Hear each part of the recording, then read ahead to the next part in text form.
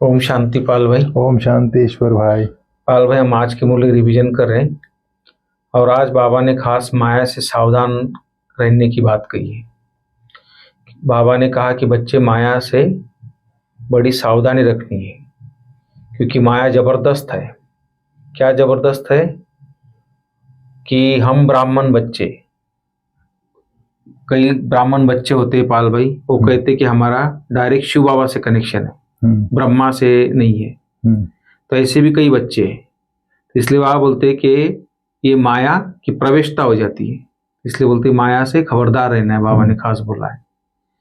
फिर बाबा ने कहा किन बच्चों पर सभी का प्यार सोता जाता है, जो पहले हर बात को स्वयं प्रैक्टिकल करते हैं और प्रैक्टिकल में लाने के बाद फिर दूसरों को बताते हैं, तो उन बच्चों पर सबकी नजर सोता ही जाती है।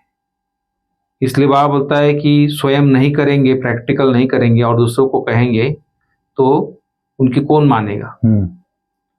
इसलिए बाबा कहते हैं पाल भाई कि बहुत बहुत रॉयल्टी से मीठा होकर चलना है। खास सावधानी बाबा ने दी है आज। और शांति और सुख का टावर बनने के लिए बहुत कम और मीठा बोलना है। मूवी की प्रैक्टिस करनी है, टॉकी में नहीं आना है। तो बाबा की शिक्षा है आज। स्वयं की चलन दैवी बनानी है और झरमई झगमई में अपना समय नहीं गंवाना है। इसलिए खास बाबा ने इसके ऊपर हमें अटेंशन दिलाया है। तो कर्मातीत अवस्था तभी तक पहुंचेंगे जब ये सब होगा, तभी कर्मातीत अवस्था तक पहुंचेंगे। इसलिए निर्विकारी बनने की सेवा करनी है। तो ये सब मुख्य बातें बाबा की आज। बाबा ने पूरी धारणा के ऊपर मुरली चलाई आज, क्या करना है और क्या नहीं करना है और कब माया की प्रविष्टता होती है। तो इसके लिए बाबा ने पूरी आज की मुरली में सावधानी दी है। इसलिए बाबा ने चलन के ऊपर भी कहा है, तो माया से सावधानी के बारे में भी कहा है और स्वयं को कैसे न्यारा प्यारा बनाना है, साइलेंट में कैसे रहना। भी अव्यक्त मास भी आ रहा है, तो कैसे हमको साइलेंट में जाना है, टॉकी में नहीं आना है। इसके ऊपर बाबा ने आज की मुरली चलाई है। तो मैं समझता हूँ डिटेल में आप थोड़ा मुरली बताएंगे आज। ओम शांति ईश्वर भाई। ओम शांति। आज 27 दिसंबर 2024 है जी। आज बाबा तो ऐसे माया 5 विकारों को कहता है, लेकिन आज सबसे बड़ी माया बड़ी जबरदस्त है बोला बाबा ने। बाबा ने खास उसके लिए कहा कि जैसे ब्रह्मा बाबा के तन में शिव बाबा आते हैं, तो कई कहते हैं ब्रह्मा से हमारा क्या लेना देना, हम ब्रह्मा को नहीं मानते, हमारा तो डायरेक्ट शिव बाबा से कनेक्शन है। तो बाबा ने कहा कई कहते हैं हम ब्रह्मा को नहीं मानते, परंतु शिव बाबा कहते हैं मैं इस मुख द्वारा ही तुम्हें कहता हूँ, मुझे याद करो। यह समझ की बात है ना जी। ब्रह्मा तो खुद कहते हैं शिव बाबा को याद करो, यह कहाँ कहते हैं मुझे याद करो। इनके द्वारा शिव बाबा कहते हैं मुझे याद करो जी। माध्यम ब्रह्मा है। हाँ, यह मंत्र मैं इनके मुख से देता हूँ। किसके? ब्रह्मा के मुख से जी। ब्रह्मा नहीं होता तो मंत्र कैसे देता, ब्रह्मा नहीं होता तो तुम शिव बाबा से कैसे मिलते। बराबर। ब्रह्मा बाबा की वैल्यू बता रहे हैं, कीमत बता रहे हैं शिव बाबा। जी।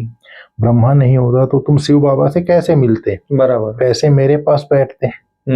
शिव बाबा के तन में, शिव बाबा ब्रह्मा तन में आते हैं तब तो पास में बैठते हैं। बराबर। बाबा ने कहा अच्छे अच्छे महारथियों को भी ऐसे ऐसे ख्यालात आ जाते हैं जो माया मेरे से, शिव बाबा से मुख मोड़ देती है। कहते हैं हम ब्रह्मा को नहीं मानते तो उनकी क्या गति होगी। माया कितनी बड़ी जबरदस्त है जो एकदम मुंह ही फिरा देती है। कई लोग टीचर से भी कुछ छोटी मोटी बात पे नाराज होके सेंटर पे आना छोड़ देते हैं, ऐसा भी होता है कई बार, क्योंकि वो बाबा को देखते ही नहीं। परमात्मा शिव इनके द्वारा सुना रहे हैं तो वहां भी नहीं समझते। ब्रह्मा की बात तो बड़ी बात है, लेकिन टीचर के साथ भी ऐसा करते कई लोग। बाबा ने कहा अभी तुम्हारा मुंह शिव बाबा ने सामने किया है, तुम सम्मुख बैठे हो, फिर जो ऐसे समझते हैं ब्रह्मा तो कुछ नहीं है तो फिर उनकी क्या गति होगी, दुर्गति को पा लेते हैं। फिर बाबा ने कल्प कल्प के पुरुषोत्तम संगम युग पर ही बाप आते हैं, जिसमें आते हैं उनको ही उड़ा दें, अर्थात ब्रह्मा को उड़ा दे तो क्या कहेंगे। माया में इतना बल है जो नंबर 1 बर्थ नॉट ए पेनी बना देती है। बरतनाटे पेनी माना कौड़ी तुल्य, इसकी कोई वैल्यू नहीं होती। फिर ऐसे ऐसे भी कोई कोई सेंटर्स पर हैं। तब तो बाप कहते हैं खबरदार रहना। फिर बाबा ने कहा अभी बाप की याद से तुम बच्चे विषय सागर से क्षीर सागर में जा रहे हैं। फिर उन्होंने पंडित की कहानी बता दी है। पंडित जी राम राम कहो तो नदी को पार हो जाएंगे बोलता था। तो एक कुमारी आती थी और राम राम कह के पार होके आ जाती थी। पंडित जी को बोला आप भी चलो। पंडित जी गए तो नदी में डूब गए। तो मतलब जो कहते हैं वो स्वयं करना है राम राम के भरोसे। इसीलिए बाबा कहते हैं कई सुनाने वाले से सुनने वाले आगे चले जाते हैं, इसके लिए बाबा कहता जी। लेकिन पंडित जी खुद बिल्कुल चट खाते में था। बाबा को याद, परमात्मा को राम को याद ही नहीं करता था। इसीलिए बाबा उदाहरण देता है खुद विकारों में जाते रहना और दूसरों को कहना निर्विकारी बनो, उनका क्या असर पड़ेगा बाबा कहता है। फिर बाबा ने आज समझाया कर्मातीत अवस्था और लड़ाई की क्या कनेक्शन है। बाबा समझाते हैं अभी तो कर्मातीत अवस्था नहीं बनी है। जब तक लड़ाई की तैयारी न हो, एक तरफ लड़ाई की तैयारी होगी, दूसरे तरफ आपकी कर्मातीत अवस्था होगी। फिर बाबा ने कहा अभी तो दैवी चलन बनानी है। देवता सर्वगुण संपन्न है ना, अभी तुमको ऐसा बनना है, इसके जैसा, लक्ष्मी नारायण जैसा। परंतु माया किसको भी नहीं छोड़ती, छुई मुई बना देती है। 5 सीढ़ी है ना, देह अभिमान में आने से ऊपर से एकदम गिरते हैं, गिरा और मरा। 5 विकार है ना। ये जब छुई मुई की बात आती थी ना, दादी इसका पौधा क्लास में मंगाती थी, बड़ी दादी। तो भाभी मैया था गार्डन और लेके आता था, दादी से टच करती इसको तो मुरझा जाता था पौधा तुरंत। बोला ऐसा छुई मुई माया टच की और मुरझा जाते बाबा के बच्चे।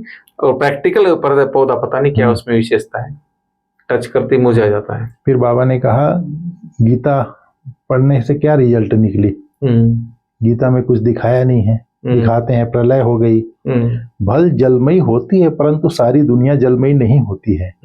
भारत तो अविनाशी पवित्र खंड है, उसमें भी आबू सबसे पवित्र तीर्थ स्थान है, जहाँ बाप आकर सर्व की सदगति करते हैं जी। दिलवाड़ा मंदिर कैसा अच्छा यादगार है, कितना अर्थ सहित है, परंतु जिन्होंने बनवाया है वह यह नहीं जानते। फिर भी अच्छे समझदार तो थे ना जी।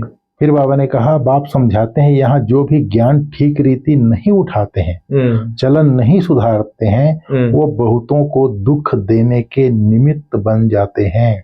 अर्थात उनकी चलन देख के दूसरे लोग भी बिगड़ जाते हैं। अच्छा, बोले यहाँ आते हैं ये लोग ऐसा करते हैं तो यहाँ क्या जाना। तो फिर उनका जीवन दुखदायी होता है तो उनको दुख देने के निमित्त बन जाते हैं जी।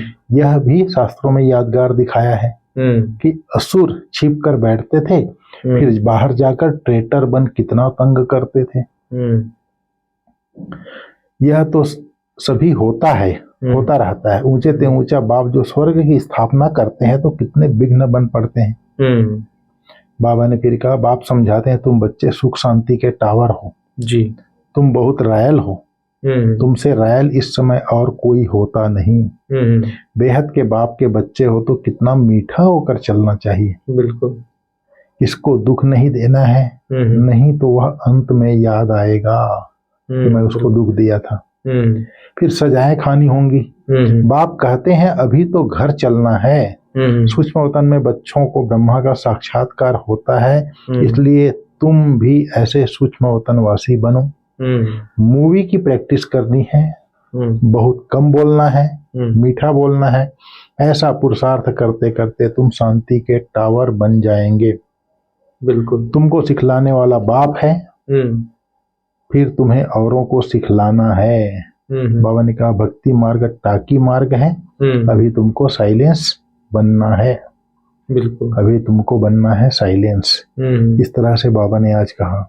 फिर आज बाबा ने वरदान दिया पवित्र प्यार की पालना द्वारा सर्व को स्नेह के सूत्र में बांधने वाले मास्टर स्नेह के सागर भव जी। जब स्नेह के सागर और स्नेह संपन्न नदियों का मेल होता है तो नदी भी बाप समान मास्टर स्नेह का सागर बन जाती है जी। इसलिए विश्व की आत्माएं स्नेह के अनुभव से स्वतः समीप आती हैं। पवित्र प्यार व ईश्वरीय प्यार की पालना, पवित्र प्यार व ईश्वरीय परिवार की पालना चुंबक के समान स्वतः ही हर एक को समीप ले आती है जी। यह ईश्वरीय स्नेह सबको सहयोगी बनाए आगे बढ़ने के सूत्र में बांध देती है।